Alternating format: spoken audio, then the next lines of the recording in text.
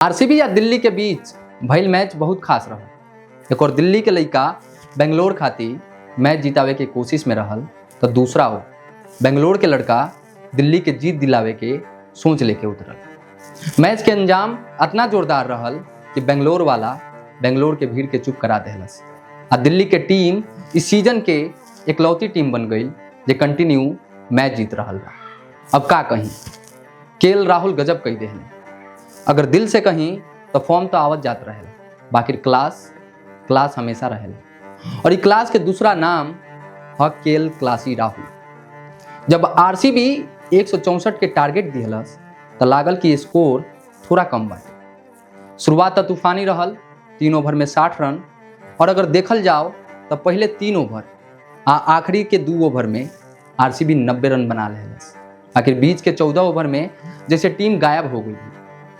Team डेविड जैसे तैसे करके 164 के स्कोर पहुंचैलन, बाकी मैच बनत नजर ना आए। दिल्ली के शुरुआत भी बहुत खराब हुई। फॉफ डू प्लेसिस 2 रन, मैकगर्ग 7 रन, पोरेल 7 रन और कप्तान अक्षर पटेल भी गलत शॉट खेल के आउट हो गए। 9 ओवर में 4 विकेट पर 58 रन। सभी के लागत रहे कि दिल्ली हार जाए, बाकी रोहित से केएल राहुल मोर्चा संभाल और गेम के पूरा पलट दे।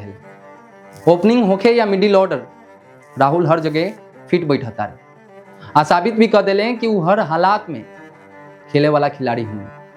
93 रन बनौले 53 गो गेंदा में, जिसमें 7 गो चौका और 6 गो छक्का रहा। फिर आई बारिश वाली कहानी।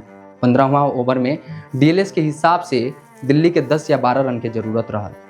सामने हैजलवुड जब बढ़िया गेंदबाजी करत रहे, बाकी राहुल तहरे 6 गेंदा में 22 रन टूटते हैं। ओवर में 4 चौका और यही ओवर से मैच एक तरफा हो गया। राहुल ना सिर्फ टीम के जितौले बल्कि दिखा देहले कि बेंगलोर के लइका आज दिल्ली के सबसे बड़ा ताकत बन गई बा। आज अगर दिल्ली के कोनो खिलाड़ी सच्चा साथ दिहलस तो वो केएल राहुल रहले। पहला मैच में 5 गेंदा पे 15 रन मारे ले, फिर चेपॉक में सीएसके के खिलाफ 77 रन और आज आरसीबी के खिलाफ 93 रन। कप्तान अक्षर पटेल खुद कहले हम तो गलत शॉट खेल के आउट हो गई, बाकी राहुल पूरा गेम संभाल ले। दिल्ली अगले 4 मैच में 4 जीत ले लेबा। अजय बा और सबसे बड़ा कारण केएल राहुल बाड़े। अब बात करी आरसीबी के, बाहर के मैदान पर तो बढ़िया खेले लागल बिया, बाकी अपने घर में हार जाती है। कोलकाता, चेपॉक और वानखेड़े सब जगह जीत, बाकी होम ग्राउंड पर लगातार हार। शुरुआत तो शानदार रहल।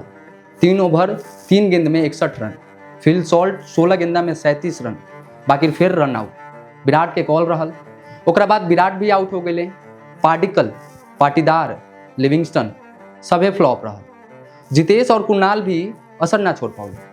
दिल्ली के गेंदबाजी तो गजब रहा। कुलदीप यादव 4 ओवर में बस 17 रन।